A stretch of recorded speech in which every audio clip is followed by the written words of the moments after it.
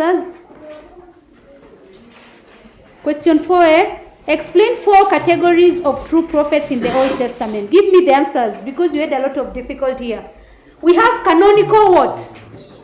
We have canonical? Yes. These are prophets. You knew they are canonical, but I could not give you a mark because you did not explain well. If you just wrote canonical, I could not give you. But if you had written canonical and explained, but the explanation is wrong, I could at least give you a what? 1 mark, because you tried explaining. You were answering the what? The questions. But if you just wrote canonical, I don't give you. You did not follow the what? The instructions. So canonical prophets are those prophets who, what they said or their utterances are recorded in books that bear their names. And then we have non-canonical prophets, whereby their messages were compiled by other authors. It is even in the KLB, Form 3. Their messages were compiled by other authors. That's why they are called non-canonical. And then we have cultic prophets. Their duties are associated with places of worship. And then early prophets are sent by God for specific tasks. So each point was 2. You write the prophet and you explain. So you not the true prophet and you explain. Give reasons why Prophet Amos was against the way Israelites worship. And here I like because most of you got all the answers. There is hypocrisy, insincere worship. Yes, whereby they were worshipping and they had no inner faith. That is what we call insincere worship. There was also, the Israelites had neglected what? Their own prophets. Or you can just say they had neglected God. Also, the Israelites who were worshippers were mistreating their own fellow Israelites. They were mistreating their fellow Israelites. Most of you wrote that they practice syncretism, which is good. Syncretism is whereby you worship God, and at the same time they were worshipping who? Baal. Practicing syncretism. They were also impatient during worship. And they were impatient during worship because they wanted to go back to their businesses. Also, hypocrisy is whereby we were saying that they were offering or they were giving sacrifices to show off. They were giving offerings to show off. They had many feasts or they had many festivals. There was also sexual immorality. They defiled the place of worship whereby they were drinking wine in the place of worship. And then they also built high places for the Baal gods.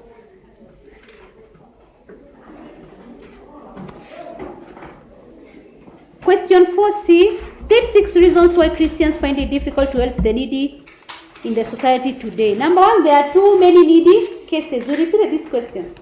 There are too many needy cases. We also have tribal feelings, whereby you don't those who are in need and they do not belong to your tribe, you do not want to assist them. That's why we are saying tribal feelings. Political leanings, whereby Christians are against helping those who do not belong to their camp. That is, they do not belong to the same political party that they are in. You can also, another reason why it is difficult to help the needy, it is because you are in poverty. Yes, you are inadequate. You lack what to share. There is also indifferences on the plight of the needy, whereby as a Christian, you are not what? You are not merciful. You don't care where they are there. You say, oh, they should work hard. Why are they not working hard and I'm working hard? That is indifference. There is also denominational differences, and there is a very good example. Like when I've been here, the denominational differences have been there. When we've contributed, when students have contributed, they wanted to go to a what? You always go to a children's home, yes? And there are very many here of different denominations, but you choose the one that is on your own what? Denomination. Yes, you are highly affected. Why don't you today say we are going to a specific without checking the what? The denomination. Because they all accept, right? We have even Islamic ones. Why don't you go to the needy cases that belong to the Islamic religion? Why? You are helping, you want to help, right? Why don't we do that? Because we are the change that is required there. There is no... That's why now you see the church as separated. Because we use the church, badly, we used it for political what? Benefits. And now the church can tell us nothing when there is a conflict between the what? All the people in Kenya. Because now they took a side. The church took a side, right? So now they have no say. That's why you are told politics is a bad game. Now yani kanisa haina nguvu tena. Kwa sababu walichukua upande mmoja. So walichukua upande mmoja na upande huo ukakandamiza wananchi. Sasa wananchi unataka wakusikize au wakusikizi? Si makanisa yalisimama yote. Yakasema, si ndio? Yakasema tusikizane, tufanye nini? Unaona? Bado kwanza sasa hivi ndio kumekuwa nikakueleza vile kulikuwa kubaya unaweza kimbia. You see? And now actually even the church has not stood again to tell us to have a what? Amicable, because people have used the church badly. But also I blame the church because I'm part of the church. I blame myself because I allowed myself to do what? To use the church for political what? Benefit. It's not supposed to. The church, kanisa inapaswa kukufariji. Kanisa inapaswa kuwa haiegemei upande wote, si ndio? It's supposed to be for the people, to help us to heal.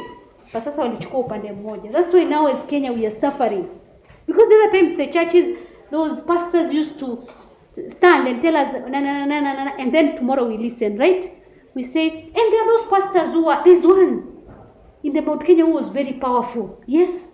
During even the time for Uhuru, he used to say something and then Uhuru listens. But now, who's going to talk? Tell me. Who's going to talk? Because all the money that was stolen was taken in the church. And people know, and now they are writing the numbers.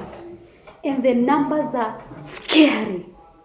Alonzo, you are home. Am I lying? I'm not lying. So when you pray, number one, you start praying for the church. Even before we pray for ourselves, we pray for the church to go back where it was. It is very important. Because if we lose the church as Kenya, we are losing ourselves. Kwa sababu unaenda kanisani kufarijika, si ndio? But if you lose it, now I don't know where we are going. Then again, kuna Mungu. Si kila mtu anajiombea. Tukiomba sasa, ombea nchi yako. Jiombee ndio tupate suluhisho, tuende mbele. Si ndio? Tuende mbele. Then we continue. We are talking about we are talking why Christians find it difficult to help the needy. It is also difficult to know the genuine cases. You see those people who are by the roadside. Do you know whether they are genuine? One time you help. Nowadays I don't, because I was told, some of them are pretending. Now you cannot identify the genuine cases. There is also misappropriation of funds, and especially I can tell you those people from abroad who are contributing to this country. If you can know the documentary that I saw, you won't even allow people to come here and contribute. Money is being brought here so that it can help those people who are poor, who are needy. Not even the poor, even the street children. But that money is going to people's what? Pockets. So that is where we say misappropriation of resources for assisting the needy, whereby it discourages you as a Christian to do what? To help them. There is also insecurity. There are areas where you want to help and they need, but the areas are inaccessible due to what? Hostility. We go to question 5a. Describe the religious life of Jews while in Babylon. This is whereby I knew that you had not revised well. Here you had not revised well. So their religious life while in Babylon, they worshipped, number one, in their private homes. They worshipped in their private homes, and they also worshipped in the synagogues. Those are two different points. So if you talk about the temple, you're wrong. And people are even telling me the church. And I'm wondering, we're in Babylon. Where is the church? They worshipped in their private homes.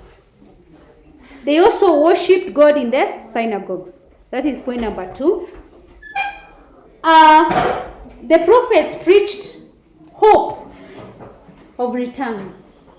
They gave them hope that they were going to return back. They also observed the Sabbath.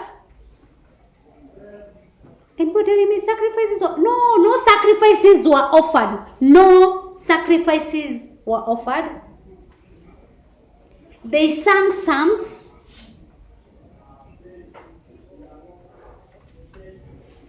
Circumcision was retained. And then they also observed the dietary laws according to the Mosaic law. The next question was so easy. I don't know why you did not. Most of you got all the 7 marks. Occasions when Nehemiah prayed. So he prayed when he got a bad report from the Jews. When he got the report that the Jerusalem was in what? In ruins. When he went to ask permission from King Kcse to go to Judah and worship. And rebuild. Yes, when he went to King Kcse, he wanted to ask permission from Kcse to go back to Judah to rebuild the wall of Jerusalem. When Sanballat ridiculed him when he was rebuilding the wall.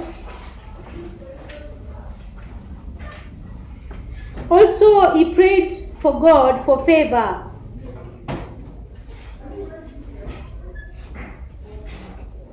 After he fortified the position of food as a governor. He also prayed when he purified the rooms in the house of God. When he purified the house of God, just say that. After warning, he also prayed after warning the people against ignoring the Sabbath law. He warned the people against ignoring the Sabbath law. He also prayed after he stopped Israelites from intermarrying with foreigners. And then when he was falsely accused of treason. Question 5C. State the importance of prayer in a Christian life. So, what does praying do, or what is the benefits? Number 1 is a way of communicating with God.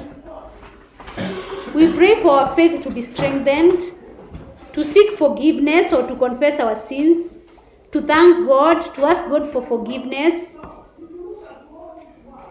to ask God for protection. We also pray to intercede for others. That is, we pray on behalf of others.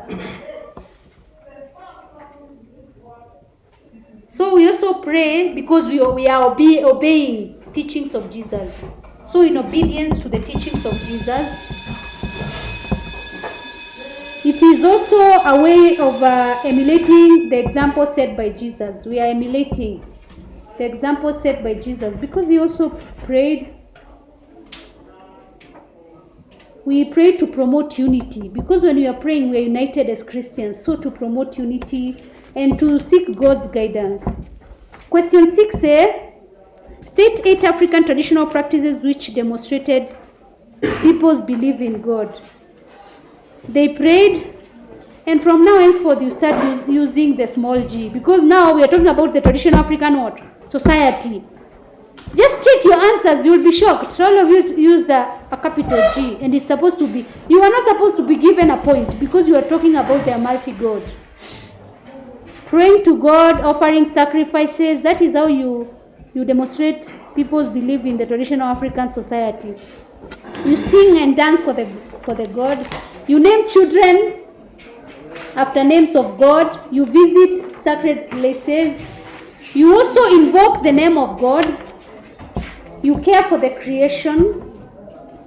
You consult prophets. You take an oath. There's someone who got all the points. He was even talking about invoking the name of the God, and I liked it. Pronouncing blessings in the name of God. And you build shrines.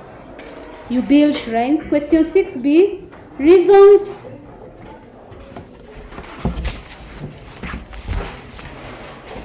Give 5 reasons why singing and dancing during initiation traditional African communities.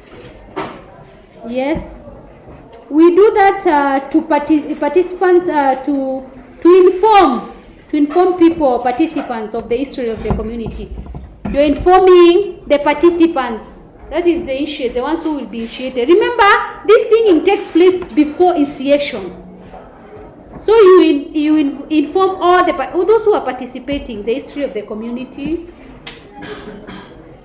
Also, for the members to socialize or to show a united front. Also to divert the mind of the initiates away from the pain, the impending pain. So you divert, you make them to stop thinking about the pain that will come during initiation. That's why you divert the initiates' minds from the impending pain. Also, the songs are to teach moral values. Singing and dancing also exercises their bodies. Encourages them to face the challenge.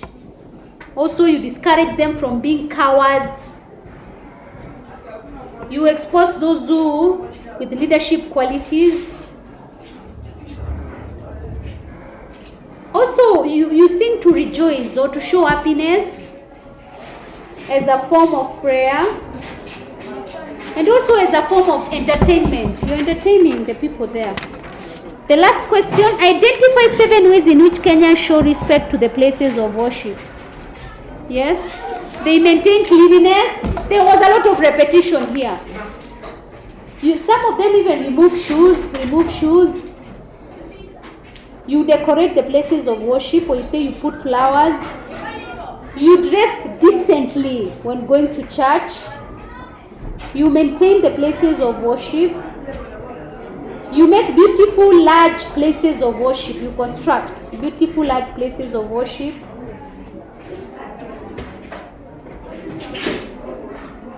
You show respect to church leaders. You maintain silence in the worship area. And you ensure that the place is secure.